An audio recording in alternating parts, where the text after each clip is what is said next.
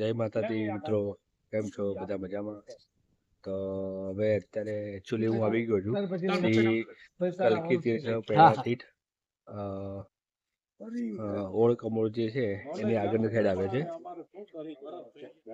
જો મિત્રો, આજે શ્રી કલ્કી તીર્થ પ્રેરણાપીઠ કહેવાય છે, ત્યાં આવી ગયો છું હું મંદિરે દર્શન કરવા માટે. તો તમે જોઈ શકો છો આ એમના જે નવું કુંડી યજ્ઞશાળા કહેવાય છે, એ દર પૂર્ણિમે શાંતિ યજ્ઞ થાય છે. અને આ આખી એમની જગ્યા છે મંદિરની, તમે જોઈ શકો છો. અને એનું જે વાતાવરણ છે એ બી બહુ સરસ છે. આ જે એક મેઇન મંદિરનો ગેટ છે. ચલો,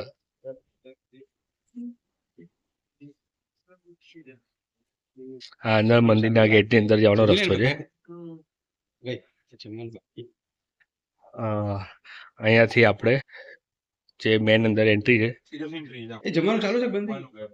હા, જે આ મેન એન્ટ્રી છે ત્યાંથી તમે જમણી બાજુ આવશો તો જમણી બાજુ મંદિરનું અંદર એન્ટ્રન્સ છે.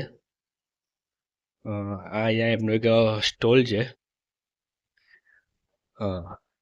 સત પથ પ્રકાશન સ્ટોલ છે. એમાં બધી વસ્તુ તમને મળે. અગરબત્તી, એ ટોપી છે, મંત્રાલય બૂટ છે, એ બધી વસ્તુ મળે છે. અને આ જે મેન અહીંયાથી છે કુંવારિકા તીર્થધામ કાશી નગરી, એ બધી વસ્તુ તમે જોઈ શકો છો. આ મેન એનો એન્ટ્રન્સ છે. મંદિરના ગેટની અંદર આવ્યા પછી અહીંયાથી સ્ટાર્ટ થાય છે. અને અહીંયા ડાબી બાજુથી આપણે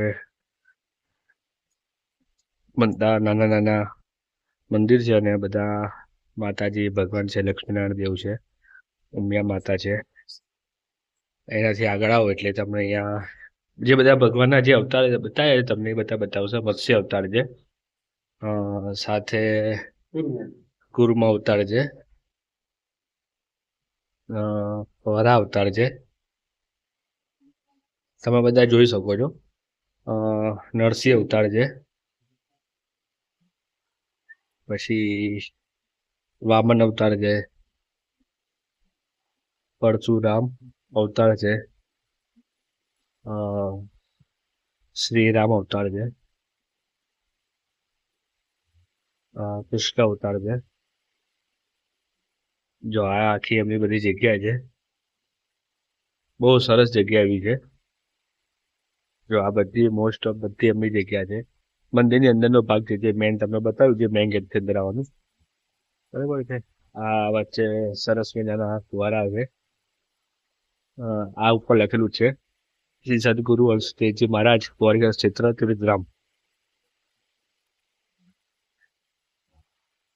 આ સેલ્ફી પોઈન્ટ માટે બી સરસ મજાની ગણપતિ દાદાની મૂર્તિ મૂકેલી છે, તો તમે જોઈ શકો છો.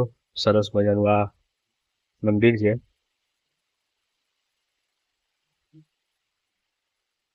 આ મંદિર ભાગ છે, પણ આગળના ગેટથી જવાનું હોય છે.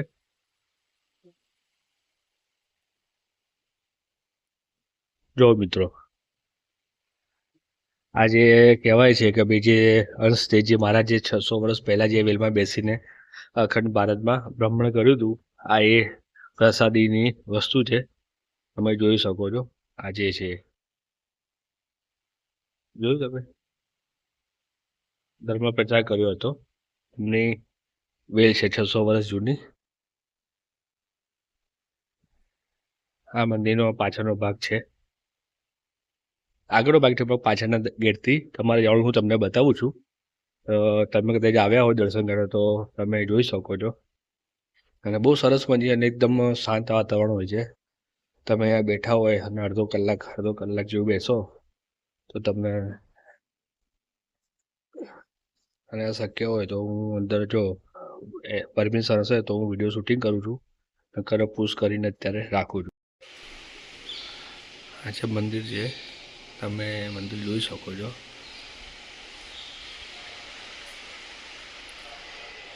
આ મંદિરની અંદરની સાઈડનો વ્યૂ છે. જો આ જે જોત છે અને આપણા વચ્ચે પગલાં છે અને આગળ જે તમને દેખાય છે નાની નાની વસ્તુ જે શંખ જેવું દેખાય છે એની બાજુમાં છે એ કુંવરિયાના ક્ષેત્ર છે. તો મિત્રો બહુ સરસ જગ્યા છે અને બહુ પૌરાણિક જગ્યા છે અને આજે પાછળનો વ્યૂ બતાવું છું તમને. તો આગળથી આગળ વ્યૂ આવે છે તો આપણે એન્ટ્રી પાછળની સાઈડથી છે તો બતાવું છું અને તમે દર્શન કરી શકો છો. તો આજે મહારાજ જે છે આપણે અહીંયા બેઠા છે સેવામાં, તો આપણે એમના વિશે થોડું ચર્ચા કરીશું કે આપણે મંદિરનો ઇતિહાસ થોડો જાણીશું.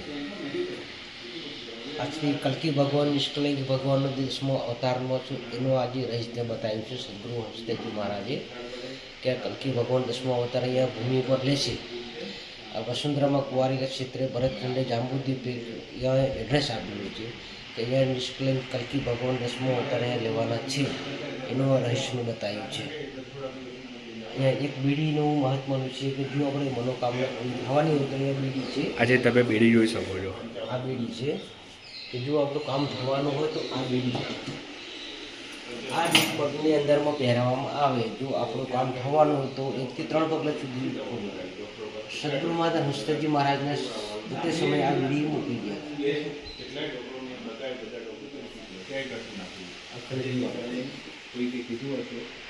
મોબાઈલમાં સર્ચ કરી જોયું એને કંઈ આવ્યા અને પાછા લઈ ગયા અને અહીંયા એવું કહેવામાં આવે છે કે લાખો શ્રદ્ધાળુ એવા હોય છે કે બીજે લોકોને સંતાન પ્રાપ્તિ નથી થતી કે બાળકની કોઈ બી તકલીફ હોય છે તો એ લોકો અહીંયા માનતા રાખી અને સાકર તુલાથી જ્યારે બી બાળક આવે છે તો એમની માનતા જે પૂરી કરવાની હોય છે તો આ એ જે કહેવાય છે કે ભાઈ સાકર તુલાથી અહીંયા જે કરવામાં આવે છે તોલવામાં, એ બાળકને સાકરની સાથે તોલવામાં આવે છે. એને એવું કહેવાય કે એ ભાષામાં કહેવા જઈએ તો સાકર તુલા કહેવાય છે. તો માનતા હોય, માનતા બાધા રાખ્યા બાદ પછી અહીંયા બાળકને લાવી અને એને અહીંયા બાળકને સાકર સાથે તોલવામાં આવે છે. આપણે આખું રાઉન્ડ ફર્યા છે. હા, એટલે બહુ અદ્ભુત જગ્યા છે અને પૌરાણિક જગ્યા કહેવાય એ જગ્યા છે. તો તમે આવી શકો છો અને જો તમારે આવવું હોય તો ઓળ મંદિરથી લગભગ 5 કિલોમીટર અંતર આવેલું છે. હા, 5 કિલોમીટરના અંતરે આવેલું છે. આ જો આપણે આવ્યા એટલે આપણે પેલી સામેની જે સાઈડ છે ત્યાંથી તમે જાઓ એટલે આખું તમારે પ્રદક્ષિણા કરીને તમે અહીંયા આવી શકો છો.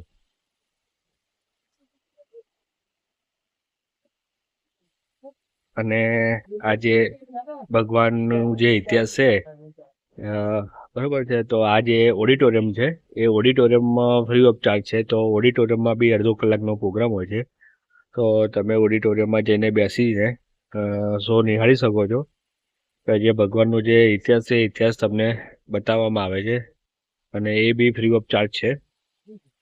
આ જે કલ્કીનારાયણ ભગવાન મંદિર જે છે એમનું પ્રવેશ દ્વાર છે અને આ મંદિરની અંદર આપણે દર્શન કરવા જઈએ છીએ.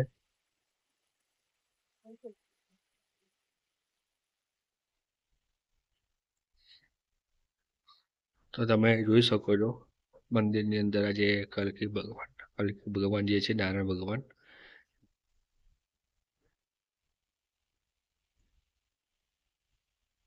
જો આ આખી બધી એમની જગ્યા છે ને અહીંયાથી બી તમે જોઈ શકો છો. જો બહુ સરસ જગ્યા છે, એકદમ શાંત વાતાવરણ છે. તમે શાંતિથી 1.5 કલાક બેસી દર્શન કરી અને બેસી શકો છો. સરસ મજાનું અદ્ભુત નજારો બી છે. આ જે આ બાજુ છે જે કહેવાય છે કે પ્રસાદી માટેની હોલ છે આખો. અહીંયા સવારે બી જમવાનું હોય છે અને સાંજના ટાઈમે બી જમણવાર ચાલુ હોય છે. નિઃશુલ્ક છે. આ જે જૂનું મંદિર હતું એ જૂના મંદિરમાં રિનોવેશન થતું હતું. રિનોવેશન તો થઈ ગયું છે. તો 15 તારીખે ઉદ્ઘાટન રાખેલું છે. તો જે કોઈ બી ભક્તને આવવું હોય અને દર્શનનો લાવો લેવો હોય તો લઈ શકે છે 15 તારીખે સવારમાં 9 વાગ્યાની આસપાસ. અને આપણે હવે આ દર્શન કરી અને બહાર જઈ રહ્યા છે. આ એનો એક્ઝિટ ગેટ છે, તમે જોઈ શકો છો. તો મિત્રો, વિડીયો ગમ્યો હોય તો લાઈક, શેર અને કોમેન્ટ કરજો અને ફોલો કરજો. જય માતાજી.